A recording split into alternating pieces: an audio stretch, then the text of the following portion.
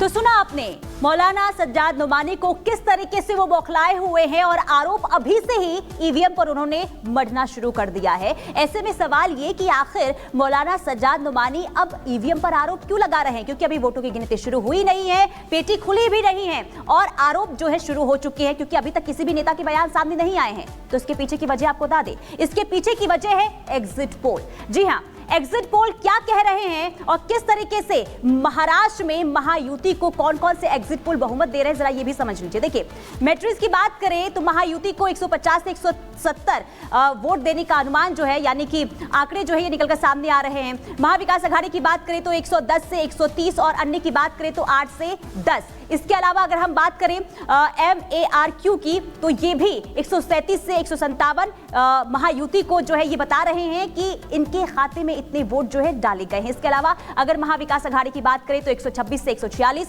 वहीं अन्य की बात करें तो 2 से 8।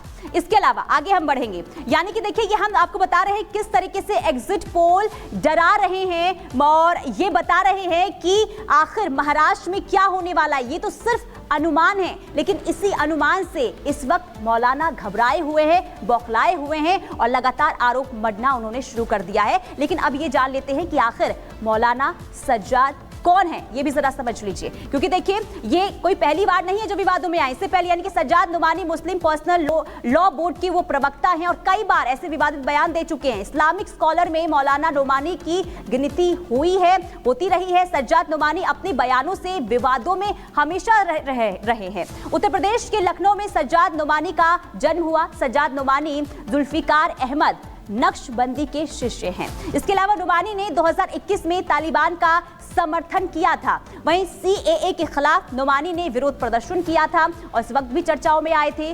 समान नागरिक संहिता के खिलाफ भारत बंद भी बुलाया गया था और महाराष्ट्र में महाविकास आघाड़ी के समर्थन में मौलाना सज्जाद नुमानी बयान देते हुए नजर आए थे, यानी कि वोट जिहाद के खिलाफ मुसलमानों को उकसाते हुए नजर आए थे। 2024 चुनाव के दौरान राहुल गांधी की भी उन्होंने जमकर तारीफ की थी और जब एग्जिट पोल के नतीजे सामने आए, जब अनुमान जताए गए कि महाराष्ट्र में महायुति की सरकार बन सकती है, तो मौलाना बौखलाए हुए हैं और ईवीएम पर अब लगातार आरोप मढ़ते हुए नजर आ रहे हैं। चलिए आगे बढ़ते हैं और अब बात कर लेते हैं पाकिस्तान की, क्योंकि पाकिस्तान ने जो जहर अपने ही देश में घोला है, अब उसी यानी कि अब उसी को जो है उसका उल्टा जो है पड़ता हुआ नजर आ रहा है। दरअसल देखिए जो आतंकी हमले हैं वो लगातार पाकिस्तान में बढ़ते हुए नजर आ रहे हैं और इसी से जुड़ी आपको खबर बताएंगे कि खैबर पख्तूनख्वा में किस तरीके से हालात बने हुए हैं, क्योंकि वहां पर आतंकी हमले हुए हैं।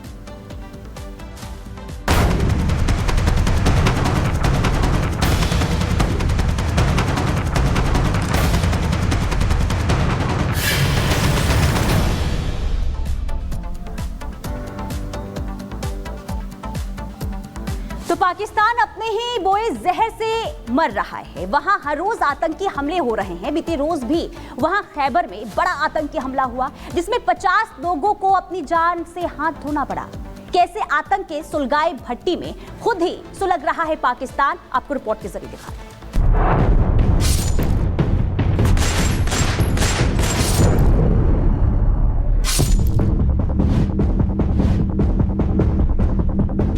फिर दहला पाकिस्तान।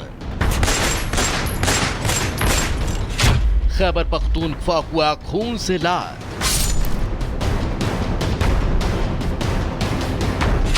अपने ही जाल में फंसा पाकिस्तान।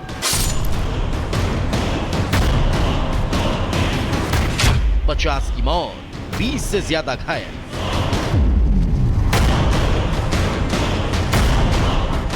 एक बेहद पुरानी कहावत है, जो इंसान दूसरों के लिए गड्ढा खोदता है वो खुद ही उसमें गिरता है। आज ये कहावत पाकिस्तान पर बिल्कुल सटीक बैठ रही है। पाकिस्तान ने जिस आतंक को अपने घर में पनाह दी, जिन आतंकियों को पाला पोसा, आज पाकिस्तान को उन्हीं जहरीले सांपों ने डस लिया।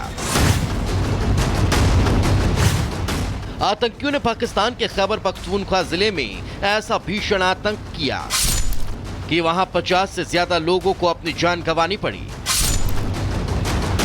जानकारी के मुताबिक आतंकियों ने वहां कुर्रम के ओचट इलाके में कई यात्री वाहनों को निशाना बनाया और अंधाधुंध गोलियां बरसानी शुरू कर दी।